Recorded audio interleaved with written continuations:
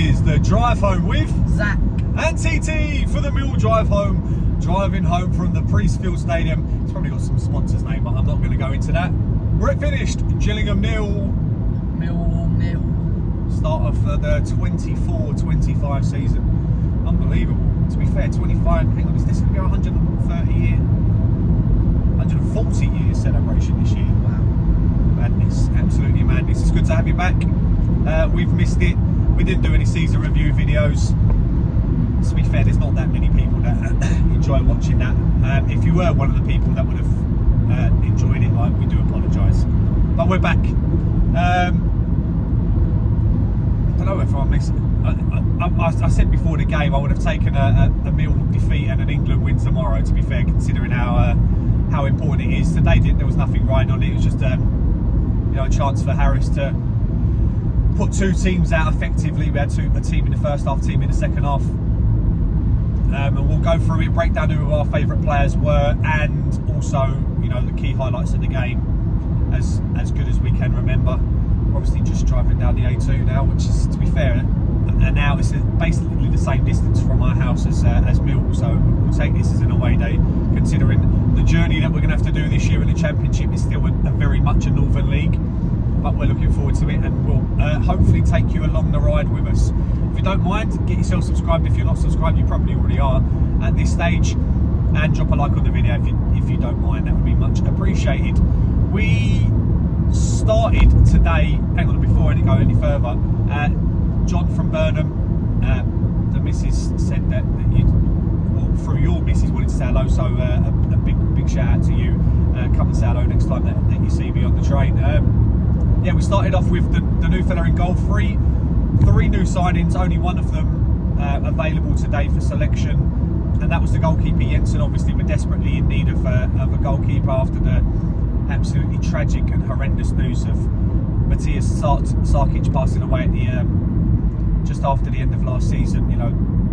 A tragic, absolutely tragic situation. A young man at the prime of his game, getting man of the match for his country and man of the match for Millwall in his last two appearances, which is testament and how you'd probably want to go out. But we had Jensen signed from Lincoln. Seems like a decent signing. Massive. He was absolutely massive in goal, weren't he? So was our trialist, to be fair, in the second half. Yeah, the trialist was even bigger, but not necessarily for good reasons. But yeah, Jensen in goal. We had a back four of Danny McNamara, who impressed. Two centre backs in Jake Cooper and Kamal Grant. The left back was Joe Bryan.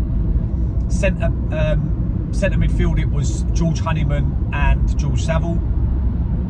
Right midfield, we had Romain Esse. Left midfield, we played 4-4-2. Left midfield, we had Duncan Watmore, and up front we had Tom Lee and Kevin Nisbet. I'll start with the negative because I said him last. Nisbet isn't doing anything for me. He didn't do anything for me much last year. Just does not put himself about. I don't know whether it's because he's afraid of getting injured with all of his injuries that he's had, but he doesn't win much in the air. He doesn't win much on the floor. Maybe we just need to give him some chances and he'll score. But I really do feel like with the signing of Langstaff, we will let either Bradshaw or Nisbet go. There's no way we'll keeping hold of both. And it was actually quite impressive to. I thought the two strikers in the first half, Lee definitely done you really liked him, didn't you? Yeah, I thought he won a lot of his aerial battles that he was given, and he was very physical. He was also electric. He was quite quick, so he was. Hopefully, we can see him maybe loaned off to a smaller team, and hopefully he can shine next year. Yeah, we haven't had a good record of keeping the loans. I think Danny Mack, I think, was the last one where he's gone off for a loan. Obviously, we sold Alex Mitchell to Charlton, which I was a little bit disappointed about. I think Alex Mitchell, there's a player in him, but obviously the club have felt differently. The first chance, funny enough, came from Gillingham, a route one direct ball over the top or down the right side. The wing had got on the end of it. It was a great cross in, to be fair. It was a really good cross, weren't it? Yeah. Cross in, and Gillingham player got in just mistimed the header. Yeah, mistimed the header and it went over, but it was a really good chance. Romain Esse looks really lively in the first half. Definitely our most attacking threat, and he's exciting when he gets on the ball. He's got great footwork. He's got an eye for a pass, and just had one cut out. It was to be fair, it was a really good bit of defending to cut the pass out. He was trying to put Duncan Watmore in. We created what was our first chance? Do you remember our first chance? I remember it being a cross along the box. There was one where Saville had a really good game today as well. So in the central midfield, Saville's done a great part of that, because we'd got the ball into the final third and then come back again, but we recycled the ball really well. Come to Saville in the midfield, who'd done a lovely clip ball over to Joe Bryan. Bryan's running in as left wing back, kind of in that position. Takes a good touch ahead of him and then drills the ball across the box, and it does fall to Romain Esse at the far post, who's kind of put it out for a throw. And it was, to be fair, it was a tough chance to take, and he didn't take it, so he'd be disappointed with that. But like I said, all the industry and attacking ability came through Romain today. Like I said, Saville, Honeyman had a pretty decent game. I thought he looked better when he went to central attacking midfield in the second half, as opposed to playing central midfield in the first half. We thought Kamal Grant, the centre back, grew into the game. Yeah, he made a couple of mistakes straight away. He looked quite shaky, but then as he grew into the game, he looked more confident. He tried to take a couple of players on. He didn't really make a mistake otherwise. No, we'll come on to the bit at the end. We did Watmore had a header from, I think it was a Danny Mack cross, or was it Romain Esse? I think it was a Danny Mack cross from the right. It was really good play by Danny Mack, actually. Like I said, Danny Mack had a good game getting up and down the pitch. Danny Mack doesn't do friendlies. He gets stuck in. It was like a normal game for him. Definitely, he wasn't taking anything easy. He's crossed the ball, and Watmore has got there and I think it bounced back to Watmore, and Watmore's headed it down, and it was a comfortable save. Gillingham had the best chance at the end of the, well, I say the best chance. It ended up not being a chance because of it was played through our central midfield. I think Honeyman tried to win the ball, didn't get it.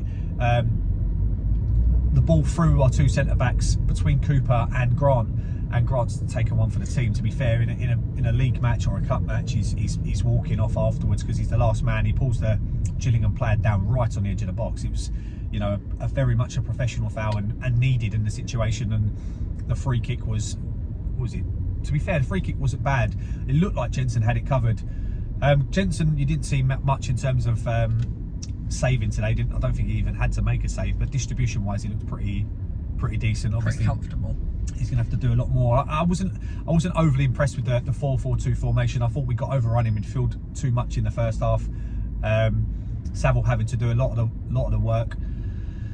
Obviously this is pre-season friendly, so you don't want to read too much into it, and I felt that in the second half when we made the changes, we went 4-5-1. Well, basically Honeyman went in behind Nesbitt. 4-4-1-1 kind of. Or 4-1-4-1, weren't it? Because the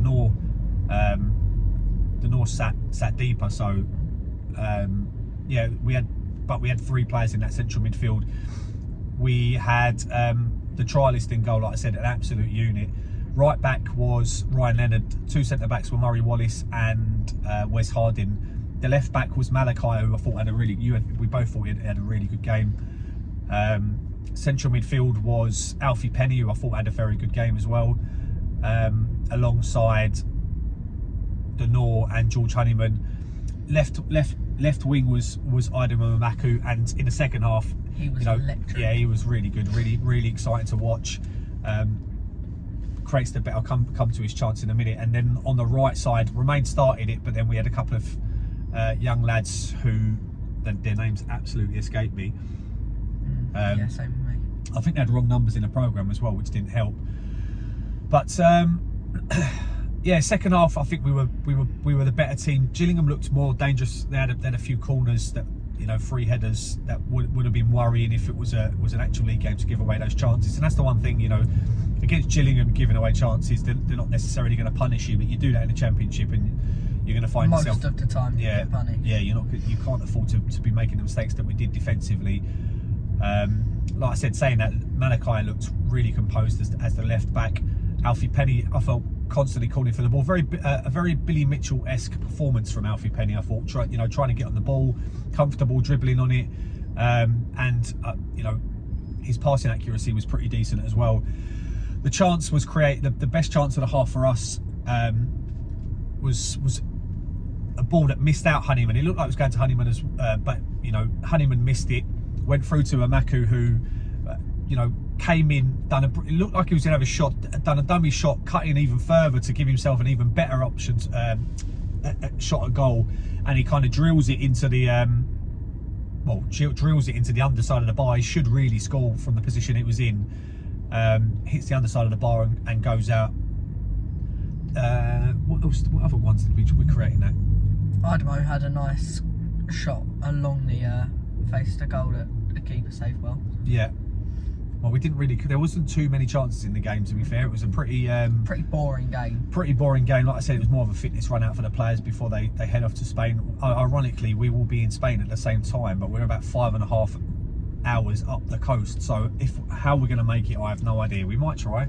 I'm not ruling it out at this point, especially because it's frustrating that we're in the same country at the same time as we're there. So, but like I said, it's a decent run out. There's a few England songs sung in both Millwall and Gillingham ends in the second half, including a great rendition of 10 German bombers in the air, which went all the way down to 0. Well, it's just nice to be back. Who would you say was your standout Mill? You take one Mill player out today. Who would that be? Probably Malachi. I think he could put up in the Championship. He looked quite physical. He looked like he could win the ball in one-on-ones, and he looked quick down the wing. He looked like he could find a pass as well. So if we give him a chance in the Championship, if he doesn't impress, we can always loan him off. But I feel like we say it every year. We see a couple of our young boys, and then like Topaloy and like you said, Tiensa, and they never seem to make it through to the final cut and end up going out on loan, and then we never see him again. So it'll be interesting to see if any of these players do make it. Yeah, I feel like Topaloy and Tiensa weren't as comfortable as Malachi looks, because he's had a chance in the Championship or the Cup. He's come on late on in games, and he's always looked electric. He's always looked like he can create something. So yeah, hopefully we do give him a chance. Yeah, I'd agree with that. It's a decent review. Obviously, stick your comments in below what you think. We've still got to make a few signings. It'll be interesting to see how Langstaff comes in. I think that's an excellent signing, a really, really exciting signing. Can he do it at the Championship level? We don't know, but we'll get behind him regardless. And Tanganga's a real statement of intent. A lot of clubs would have been in for him. I think he's now our highest paid player, which is some going for a centre back. But last season he showed why he is our highest paid player, because at the start he made a couple of mistakes, and then he really grew into life as a Millwall player. Yeah. So if we don't see you in Spain on tour, then we will be seeing you again at the first home game of the season against Watford. We won't be back in time for the Southampton friendly. But it's good to be back. I've missed doing it. I'm sure whether you've missed us or not is another matter, but we've certainly missed you. So there's only one way we can end it. The start of the 24-25 season, he's almost getting taller than me, which is going to be slightly concerning as I move forward. But yeah, like I said, only one way we can end it. No one likes us. We don't care.